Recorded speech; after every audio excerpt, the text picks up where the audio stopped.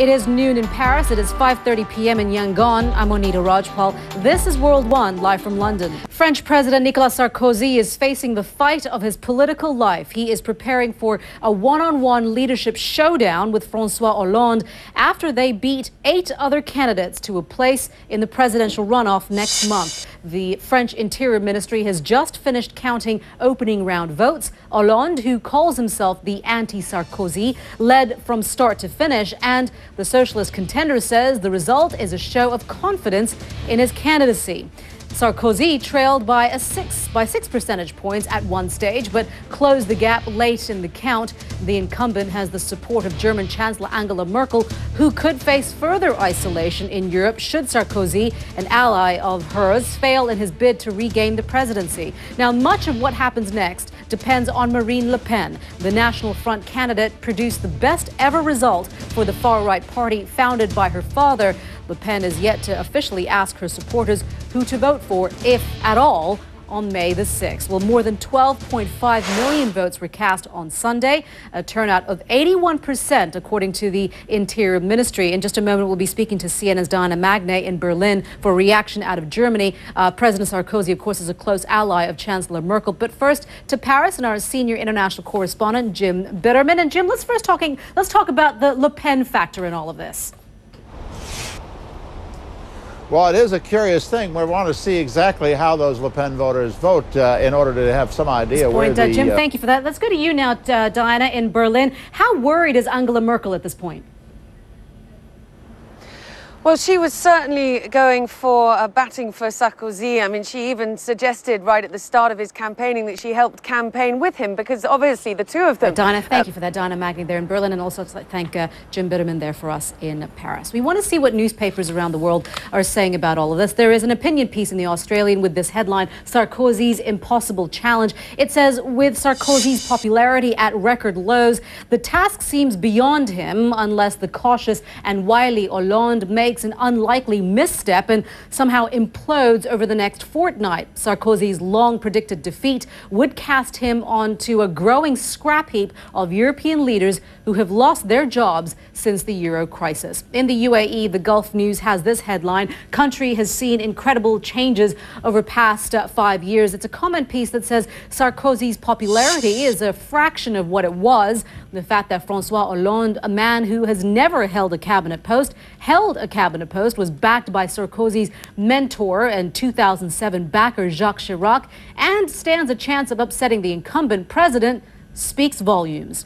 And finally, here in the UK, the newspaper The Guardian has this story headline, Final Battle Begins with a poisoned chalice, the prize. And it goes on to say the morning after next month's final vote is being billed as a nasty hangover as the leader wakes up to the economic reality. Detailing spending cuts is hard in an election campaign with the word austerity remains taboo. Both candidates know winning the presidency is a poisoned chalice. Gunfire and explosions have been reported this morning in the shattered Syrian city of Homs, just days after the first visit by monitors from the United Nations. On Saturday, 2 UN observers arrived in the devastated city where they were mobbed by local people. Some asked the monitors for protection, others... Thank you so much, Ara Damon there in Beirut. You are watching World One live from London. It's not so much as who's there as who isn't. Myanmar's parliament opens today, but opposition leader Aung San Suu Kyi won't be sworn in. She and other members of her party are staying away to protest the wording of the oath lawmakers are required to swear. But despite the setback, the fact that the opposition leader has been allowed to enter parliament at all has gone a long way toward thawing relations with the rest of the world. Later today, European Union foreign ministers are expected to ease sanctions against the country. Paula Hancock joins us now from Yangon with more on that. Paula. Hello, Monita. Well, this political wrangling just 3 weeks after the euphoric victory for Aung San Suu Kyi just showed... There, Paula. Thank you so much. Paula Hancock's there in Yangon.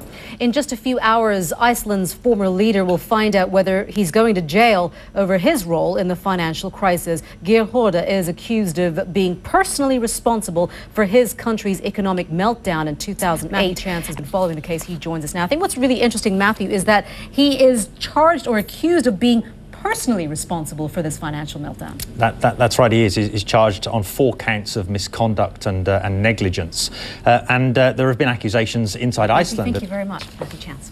You are watching World One live from London. The Senate committee will be expanding its investigation into the Secret Service scandal involving prostitutes in Colombia.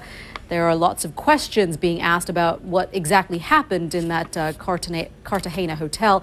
You're watching World One live from London, keeping a close watch. An exclusive report from Afghanistan. Afghan troops have told CNN they've come under fire from the Pakistani military in a series of cross-border attacks. The claim was made to our correspondent Nick Payton-Walsh, who's been on a visit to a NATO military base on Afghanistan's border with Pakistan.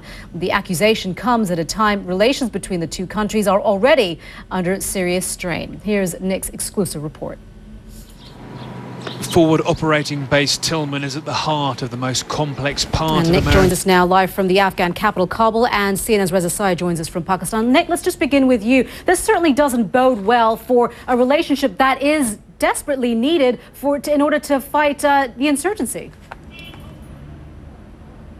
Nick, thank you for that. Nick Payton-Walsh there in Kabul. Let's go to you, Reza, in Islamabad. What kind of response, if any, has there been from Islamabad? Islamabad.